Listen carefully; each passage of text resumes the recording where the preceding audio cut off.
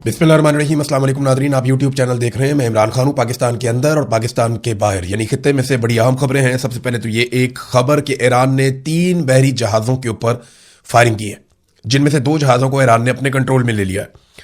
अब तक की इतला के मुताबिक अमेरिका ने एक ब्लॉकेज किया हुआ है बैरूनी सतह पे, यानी पाकिस्तान और ओमान के बीच में एक पट्टी है जहाँ पे अमेरिकन शिप खड़े हैं और वहाँ से वो किसी भी बहरी जहाज़ को गुजरने नहीं दे रहे बकौल उनके। और डोनाल्ड ट्रंप का ये दावा है कि हम वहाँ किसी चिड़िया को भी पर नहीं मारने दे रहे, बल्कि उन्होंने एक ईरानी जहाज पे कब्जा भी किया, दूसरे ईरानी जहाज पे एक टैंकर पे भी कब्जा किया। फिर ट्रंप ने यह कहा कि चीन से कोई तोहफा जा रहा था, हालांकि इसका डिनाइल भी आ गया है। लेकिन अमेरिका का ब्लॉकेज जारी है और ईरान ने अपना अंदर जो आबना हुर्मुज का ब्लॉकेज है उसको मजीद सख्त कर दिया है। यहां 3 जहाज़ों को कंट्रोल में लिया जो ईरान से बातचीत किए बगैर जा रहे थे। यानी ईरान का यह मानना है कि जो यहां से गुजरना चाहता है वो गुजर जाए, लेकिन हमारे बताए हुए तरीक़ाकार के तहत और हमारे साथ कोऑर्डिनेशन में बिला वजह यहां से कोई नहीं गुजरेगा। इंडिया के एक बहरी जहाज के ऊपर फायरिंग हुई थी जिसके ऊपर सफीर को तलब किया गया था और यह दावा किया गया कि वो जहाज ने जो टोल टैक्स अदा करना था वो कर दिया था, लेकिन उसके बावजूद उस पर फायरिंग हो गई। अब खबर कुछ और आई है। खबर यह है कि वो पैसा किसी और ने वसूल कर लिया था और कोई क्रिप्टो फ्रॉड हो गया था, लेकिन एक्चुअली जो ईरानी है जब उन्होंने रोका वो जहाज नहीं रुका तो फिर उन्होंने फायरिंग कर दी। और अब इस वक्त 3 जहाज़ों पे फायरिंग हुई, जिनमें से 2 जहाज़ों को ईरान ने अपनी तहवील में ले लिया। ईरान जो बैरूनी नाकाबंदी है उसको एक जंगी इकदाम करार दे रहा है। ईरान ये कह रहा है कि अमेरिका जंगबंदी की खिलाफ वर्जी कर रहा है और हमारी बंदरगाहों का ब्लॉकेज करना या हमारी बंदरगाहों की नाकाबंदी करना, जैसा कि अमेरिका ने पूरे खित्ते को आगे से ब्लॉक कर दिया है, वो ये कह रहा है कि ये जंगी कदम है और हमें पता है कि इसको खुलवाना कैसे। अब अगर ईरान ताकत का इस्तेमाल करता है इसको खोलने के लिए तो एक नई सिचुएशन क्रिएट हो जाएगी और यह मामला इस खित्ते को एक नई जंग की तरफ खुदा न खास्ता लेकर जा सकता है। देखिए ईरान के पास ऑप्शंस क्या है। ईरान कोशिश करेगा कि अमेरिका कुछ ऐसा करे जिसके जवाब में ईरान रिटेलिएट करे और इस ब्लॉकेज को खुलवाए। ब्लॉकेज कितना मजबूत है, इस हवाले से चंद लोग सवाल उठा रहे थे। डोनाल्ड ट्रंप ने जो दावा किया उसके मुताबिक तो ब्लॉकेज बहुत ही मजबूत है और बड़ा शानदार ब्लॉकेज है और कोई भी इसको अबूर नहीं कर सकता। जबकि यहां पे हमारे पास कुछ रिपोर्टें मौजूद हैं जो ये बता रही हैं, और ये फाइनेंशियल टाइम्स की रिपोर्ट है, उसकी खबर भी आई हुई है कि अब तक 34 टैंकर्स अमेरिकी ब्लॉकेज को क्रॉस कर गए हैं। अब ये तेल लेकर जा रहे हैं। अमेरिकी ब्लॉकेज का क्या फायदा अगर वहां से टैंकर्स गुजर रहे हैं तो, और वो गुजरते चले जा रहे हैं। अमेरिका क्यों नहीं रोक पा रहा, ये एक बड़ा सवाल है। देखिए सैटेलाइट उनके पास है, बहुत सारी सहूलतें उनके पास है। तो मैंने आपसे कहा था कि यहां पर सिर्फ गरीब ममालिक के या कमजोर ममालिक के ऑयल टैंकर्स नहीं गुजरते, यहां बहुत अमीर और ताकतवर ममालिक की भी तजारत होती है, जिनमें जापान है, कोरिया है, चाइना है और बड़े ममालिक हैं, इंडोनेशिया, मलेशिया, इंडिया, पाकिस्तान है। ये सारे मुल्क जो हैं वो अमेरिका के साथ इनके ताल्लुकात ठीक है और अमेरिका इनके साथ जंग में क्यों जाएगा। तो अगर ईरान वहां से कुछ पैसा वसूल करके जहाजों को निकाल रहा है या वो अपने एक तरीकाकार से निकाल रहा है तो अमेरिका भी सारे जहाजों को रोक नहीं पा रहा। फाइनेंशियल टाइम ने जो डाटा जारी किया उसके मुताबिक अब तक 34 टैंकर्स अमेरिकी ब्लॉकेज को क्रॉस कर चुके हैं, जबकि अमेरिका का दावा इसके बिल्कुल बरक्स है। डोनाल्ड ट्रंप ने 2 स्टेटमेंट दिए हैं। ऐसा लगता है कि डोनाल्ड ट्रंप अपनी एक अलग ही दुनिया में रहते हैं और वो किसी और तरीके से चीजों को देखते हैं, जैसे दुनिया देख रही है वो वैसे नहीं देखते। एक तो डोनाल्ड ट्रंप ने कहा कि ईरान इज कोलैप्सिंग फाइनेंशियली, कि माली एतबार से ईरान जो है वो तबाह हो रहा है और वो ये चाहते हैं कि आबनाए हुर्मुज खुली रहे और फौरी तौर पे खुल जाए। स्टार्विंग फॉर कैश, यानी वो इस वक्त पैसे के लिए तरस रहे हैं। रोजाना की बुनियाद पे $500 मिलियन ईरान का नुकसान हो रहा है। ईरान की मिलिट्री और पुलिस शिकायत कर रहे हैं कि उन्हें तनख्वाह नहीं दी जा रही। ये डोनाल्ड ट्रंप ने दावा किया। अब ये तो सिर्फ अमेरिका ने बंद किया कितना अरसा पहले, मैक्सिमम अमेरिका को यह बंदिश किए हुए 1 हफ्ता हुआ है। तो 1 हफ्ते में ईरान की इतनी बुरी हालत होगी कि पुलिस को भी तनख्वाह नहीं मिल रही, फौज को भी तनख्वाह नहीं मिल रही। तो डोनाल्ड ट्रंप तो ऐसे बात कर रहे हैं जैसे डोनाल्ड ट्रंप ने पिछले 6 महीने से बंद किया हुआ है आपने हुर्मुज को, या बाहर की तरफ से जो ब्लॉकेज उसने लगाया हुआ है। ये तो 6 महीने या साल बाद करने वाली बातें हैं जो डोनाल्ड ट्रंप ने अभी शुरू कर दी हैं कि जनाब तनख्वाहें मिलना बंद हो गई, पैसे को तरस गए। ऐसा तो नहीं हो रहा। ईरान के पास पैसे भी हैं। अव्वल तो ईरान ने जब ये कहा कि उसे वॉलंटियर चाहिए तो लगभग 1.5 करोड़ लोगों ने आकर वॉलंटियर बनने के लिए अपने आप को पेश कर दिया कि हम जंग में लड़ना चाहते हैं, हमसे काम करवा लें। तो ऐसे मुल्क में तनख्वाहों के लिए पुलिस वाले और फौज वाले क्यों लड़ेंगे या हालात खराब करेंगे। तो ये डोनाल्ड ट्रंप ने अपनी एक दुनिया बनाई हुई है और उस दुनिया के अंदर रहते हैं। फिर एक और बात कही कि ईरान नहीं चाहता कि आबनाए हुर्मुज़ को बाहर की तरफ से बंद रखा जाए, वो इसे खोलना चाहते हैं ताकि रोज़ाना जो $500 मिलियन का उनका नुकसान हो रहा है वो नुकसान उनका ना हो। वो कहते जी 4 दिन पहले मेरे तक कुछ लोग पहुंचे थे और मुझे ये कह रहे थे कि सर ईरान ये चाहता है कि आबनाए हुर्मुज़ को खोल दिया जाए इमीडिएटली। अब ये कौन लोग थे? ये आसिम मुनीर साहब ने ईरान का ये पैगाम पहुंचाया था डोनाल्ड ट्रंप को कि आबनाए हुर्मुज़ को फौरी तौर पे खोल दिया जाए बाहर की तरफ से। ईरान ने तो खोल दी थी पाकिस्तान की दरखास्त के ऊपर, लेकिन डोनाल्ड ट्रंप को जब ईरान ने कहा कि फिर आप भी खोल दें इसको, ये ब्लॉकेज खत्म करें, तो उस पर डोनाल्ड ट्रंप ने इनकार कर दिया।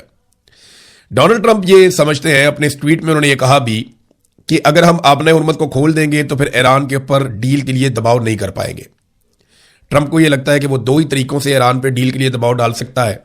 एक, ईरान की सारी बंदरगाहों की ब्लॉकेज जो उसने किया हुआ है कि मैं वहां पे नाकाबंदी करके तो ईरान पे दबाव डालूंगा और इसके जरिए से ईरान के साथ एक डील हासिल करूंगा। और दूसरा, डोनाल्ड ट्रंप को लगता है कि बमबारी करके, कि बहुत बड़े पैमाने पे बमबारी करनी पड़ेगी और उस बमबारी के नतीजे में ईरान पे इतना दबाव डलेगा कि ईरान हमारे साथ मुज़ाकरात करेगा या डील करेगा। तो वो इसको एक हथियार की तरह इस्तेमाल कर रहे हैं। लेकिन अब तक जो इतला आई है उसमें 34 ऑयल टैंकर्स अमेरिकी ब्लॉकेज क्रॉस करके चले गए। ईरानी फौज के तर्जुमान ने एक स्टेटमेंट दिया और उन्होंने यह दावा किया कि 70 ऐसे टारगेट्स हैं जो ईरान ने लॉक किए हुए हैं और उनकी उंगली ट्रिगर के ऊपर है या उनकी उंगलियां बटनों के ऊपर है, क्योंकि अब ट्रिगर तो होता नहीं, बंदूक थोड़ी चल रही है, बटन ही चल रहे हैं, तो वो ट्रिगर ही आप कहेंगे जहां से ट्रिगर किया जाता है बम को, ड्रोन को, मिसाइल को। उन्होंने कहा जी हमने अपने 70 टारगेट्स लॉक किए हैं और ये मिडिल ईस्ट में है और ये अमेरिकन टारगेट्स हैं। और इसके अलावा आपको पता है कि ईरान ने साफ धमकी लगाई है कि अब अगर खलीजी ममालिक की सरजमीन इस्तेमाल होती है ईरान के खिलाफ, तो जो जो सरजमीन इस्तेमाल होगी वो उसकी ऑयल की तनसीबात को तबाह कर देंगे।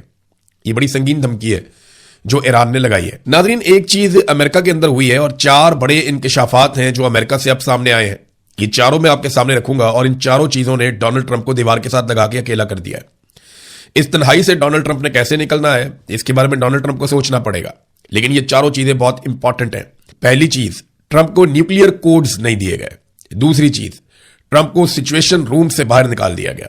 तीसरी चीज, ट्रंप के दामाद के खिलाफ इंक्वायरी का आगाज। चौथी चीज, अमरीकी असलहे के ज़खायर में खतरनाक हद तक कमी। पहली चीज जो है वो ये हुआ कि डोनाल्ड ट्रंप ने 2 मौकों पर बड़ी खौफनाक धमकियां दी। एक, उन्होंने ये कहा कि पूरी तहजीब मिटा देंगे। दूसरा, उन्होंने ये कहा कि पूरा मुल्क हम धमाके से उड़ा देंगे।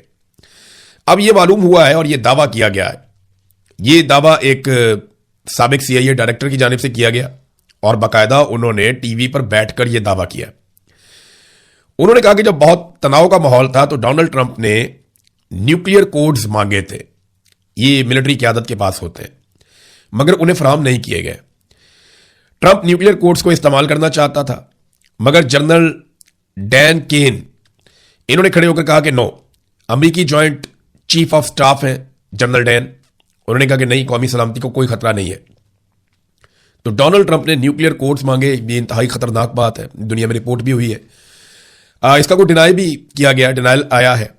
मुख्तलिफ वेबसाइट्स ये बता रही हैं कि जनाब ऐसी कोई मीटिंग नहीं हुई, लेकिन दूसरी तरफ ये एक स्टेटमेंट मौजूद है और डोनाल्ड ट्रंप जब तक इस पर खुद कोई बात नहीं करता तब तक हम कुछ कह नहीं सकते। बहरहाल ट्रंप का पता कोई नहीं है, दबाव डालने के लिए भी वो न्यूक्लियर कोड्स मांग सकता था ताकि खबर बाहर निकले और ईरान के ऊपर दबाव डले। जितना डोनाल्ड ट्रंप पे दबाव है, जितनी मुश्किल में डोनाल्ड ट्रंप है, ऐसे में वो कुछ भी कर सकता है अपनी खाल बचाने के लिए। दूसरा, नाज़रीन, जब जहाज गिरा ना, ईरान ने जहाज गिराया अमेरिका का और उनका पायलट वहां पे गुम गया। अब वो जो ऑपरेशन हो रहा था उसमें आपको पता है बड़ा लंबा चौड़ा ऑपरेशन था। अमेरिकी मरीन्स वहां पे उतरे, उनके अपने जहाज और हेलीकॉप्टर तबाह हो गए, तो 5-6 तैयारे अमेरिका के ज़ाया हो गए थे और बड़ी मुश्किल पड़ गई थी। चारों तरफ से हमले भी हो रहे थे, तो ये बड़ा खौफनाक एक ऑपरेशन था। इस ऑपरेशन के बीच में जो व्हाइट हाउस में सिचुएशन रूम बना हुआ है, वहां पे डोनाल्ड ट्रंप ने बड़ा गैर जिम्मेदाराना और गलत रवैया अपनाया। यानी वो इरिटेटिंग किस्म का उनका बिहेवियर था, बड़ा बदतमीजी वाला। तो डोनाल्ड ट्रंप को सिचुएशन रूम से फिर बाहर किया गया और जो कमांडर्स थे उन्होंने ये फैसला किया कि जितना हो सके डोनाल्ड ट्रंप को सिचुएशन रूम से दूर रखा जाए, क्योंकि डोनाल्ड ट्रंप के सिचुएशन रूम में आने से ऑपरेशन के ऊपर असर पड़ता था। यही आप अंदाजा कर लें कि अमेरिकी सदर को अमेरिकी फौज सिचुएशन रूम से दूर रख रही है, जो व्हाइट हाउस में बनाया ही इसलिए गया है ताकि सदर को तमाम सिचुएशन से और चीज़ों से आगाह रखा जाए। वो वॉर रूम नहीं है, वो सिचुएशन रूम है ताकि सदर जो है वो सिचुएशन से आगाह रहे, लेकिन सदर को उससे बाहर कर दिया गया। ये ट्रंप की हालत है। नंबर 3 मामला यह है कि डोनाल्ड ट्रंप का दामाद इंक्वायरी की जद में आ गया। इंक्वायरी शुरू की है अमेरिकी सेनेटर्स ने और उन्होंने आगाज कर दिया कि $2 अरब सऊदी अरब से, $1.5 अरब कतर से और यूएई से, और $110 मिलियन से जायद फीस भी वसूल की गई है। वो ये कहते हैं कि अमेरिकी खारजा पॉलिसी को डोनाल्ड ट्रंप का दामाद जेरेड कुश्नर जो है वो मुतासिर कर रहा है। सऊदी अरब के पब्लिक इन्वेस्टमेंट फंड से, कतर से और यूएई की हुकूमतों से अरबों डॉलर इन्होंने इकट्ठे किए और यही अमेरिका के लिए सफारतकारी भी कर रहे हैं। तो ये कन्फ्लिक्ट ऑफ इंटरेस्ट है। ऐसा आदमी जो अमेरिका की सफारतकारी की कोशिशों में शामिल है, वो जो ममालिक इस वक्त जंग की जद में है, उन्हीं ममालिक से अरबों डॉलर इकट्ठे कर रहा है। तो यह मफादात का टकराव है, यह कन्फ्लिक्ट ऑफ इंटरेस्ट है। अब इसके ऊपर अमेरिकी सेनेटर्स ने इंक्वायरी शुरू की है। डोनाल्ड ट्रंप के लिए एक बड़ा मसला। चौथा बड़ा इंकशाफ, ये मैंने अपने पिछले वीलॉग में आपको बताया भी था, अब यह खबर खुलकर सामने आ गई है कि अमेरिका का जो स्ट्राइक करने का या अपने आप को बचाने का जो असलहे का जखीरा है, उसमें 50% तक अमेरिकी मिसाइलों में कमी आई। स्ट्राइक यानी हमला आवर मिसाइलों की जो मिकदार है उसमें 45% तक कमी आ चुकी है। 17 दिनों में उन्होंने चला दी है इतनी बड़ी तादाद में अपने क्रूज मिसाइल, बाकी मिसाइल्स। जो थार्ड सिस्टम है और पैट्रियट का जो एयर डिफेंस सिस्टम है, उसके इंटरसेप्टर्स भी इन्होंने 50% तक चला दिए हैं। और अगर मजीद जंग चलती है 2-4 हफ्ते, क्योंकि ये सिर्फ 5-6 हफ्तों के अंदर ये सारा कुछ हो गया है, अगर मजीद जंग चलती है 2-4 हफ्ते, तो ये गैर जरूरी तौर पर अमेरिका में मिसाइलों की किल्लत पैदा हो जाएगी और अमेरिका दुनिया के सामने वुल्नरेबल हो जाएगा, यानी उसकी फौजी कुव्वत को एक बहुत बड़ी चोट पहुंचेगी। इस वजह से भी अमेरिकन जो इदारे हैं वो डोनाल्ड ट्रंप को और हुकूमत को मना कर रहे हैं कि मजीद लड़ाई के अंदर ना जाए। अब आ जाए नाज़रीन मुज़ाकरात की तरफ। ईरान तो मुज़ाकरात में माना नहीं। अमेरिका ने पूरी कोशिश की है कि कुछ भी करके मुज़ाकरात हो जाए, कुछ भी करके जान छूट जाए, मामला आगे बढ़ जाए, लेकिन वो हो नहीं रहा। ईरान मान नहीं रहा, जबकि पाकिस्तान पूरी कोशिश कर रहा है, जोर लगा रहा है। पाकिस्तान के अंदर बहुत सारे टाउट्स ईरान के ऊपर इल्जाम लगाना शुरू हो गए हैं कि ईरान हार क्यों नहीं मानता। देखिए, पाकिस्तानी ये जानते हैं कि अमेरिका को फेस सेविंग लेकर देनी पड़ेगी और इसी में आसिम मुनीर की और शहबाज शरीफ की सर्वाइवल है। अब वो अमेरिका को फेस सेविंग लेकर देना चाहते हैं और ये चाहते हैं कि ईरान थोड़ा सा सर नीचे झुकाकर, थोड़ा सा शिकस्त तस्लीम करके, थोड़ा सा अपने आप को डाउन करके, जो चीजें मैदान में नहीं हारा वो टेबल के ऊपर थोड़ा बहुत हार जाए, ताकि पाकिस्तान को भी कुछ मिल जाए। लेकिन इस डील में पाकिस्तान को यही मिल सकता है ना कि ट्रंप की खुशनुदी मिल जाएगी, और तो कुछ वो देते नहीं हमें। हाँ, एक उसने ऑफर किया कि फुटबॉल की टीम पाकिस्तान की डलवा देगा, कोई एक आधी टीम नकारा सी निकाल के उसकी जगह पाकिस्तान की टीम डलवा देगा, ये उसने कहा है और कहता है इसके बारे में मैंने बात भी की है। बहरहाल अब पाकिस्तान में टाउट छोड़ दिए गए हैं कि वो ईरान को बुरा भला कहें, और अब ईरान को बुरा भला कहने का सिलसिला एक बार फिर शुरू हो गया है। पाकिस्तान मुज़ाकरात करवा पा रहा है, नहीं करवा पा रहा है। आपने हुरमत जो खुलवानी थी, दुनिया भर की रिफाइनरियां तो चलवानी थी, लेकिन अपनी रिफाइनरी बंद हो गई। ये देखें अटक रिफाइनरी का स्टेटमेंट। रावलपिंडी वाली अटक रिफाइनरी बंद हो गई है। अटक रिफाइनरी ने पाकिस्तान स्टॉक एक्सचेंज को लेटर लिखकर आगाह किया है कि रावलपिंडी इस्लामाबाद में रस्तों की बंदिश की वजह से न क्रूड ऑयल पहुंच रहा है और ना साफशुदा ऑयल, डीजल, पेट्रोल स्टॉक करने की हमारे पास मजीद जगह है, क्योंकि माल बाहर जा ही नहीं पा रहा। इसलिए जनाब रिफाइनरी बंद हो रही है। तो हम दुनिया की नंबरदारी के चक्कर में हैं, अपना हमें पता कोई नहीं है। इस्लामाबाद और रावलपिंडी के पास जितना भी सनती जोन है वो सारा का सारा बंद पड़ा है। मसनूआत की तैयारी बंद पड़ी है। बड़ी तादाद में दिहाड़ीदार मजदूर और जितने भी ड्राइवर्स हैं, फैक्ट्रियों के दरवाजे उनके ऊपर बंद हो गए हैं। बेचारे काम करने वाले मेहनत कश काम कर नहीं पा रहे। अब 5-6 दिन हो गए हैं उनका कारोबार बंद पड़ा है, और सुनने में आ रहा है कि 26 तारीख तक ये कारोबार ऐसे ही बंद रहेगा जब तक कि अमेरिका बहादुर और ईरान के मुज़ाकरात नहीं करवा दिए जाते। ये जनाब पाकिस्तान की टोटल हिकमत अमली कि दुनिया खुलवाने के चक्कर में अपना मुल्क बंद करवा रहे हैं। और वजह इसके पीछे एक ही है कि आसिम मुनीर साहब को और शहबाज शरीफ साहब को डोनाल्ड ट्रंप की खुशनुदी चाहिए, और लगातार लंबे अरसे तक के लिए चाहिए। पाकिस्तान में बिजली एक मरतबा फिर महंगी कर रहे हैं ये। यार, अगर आप अमेरिका के इतना काम आ रहे हैं, थोड़ा बहुत फायदा भी आप अमेरिका से ले लें, कोई पाकिस्तान के लिए रिलीफ ले लें IMF से। IMF बात आपकी मानता नहीं है, गरीबों का जीना दोभर कर दिया है।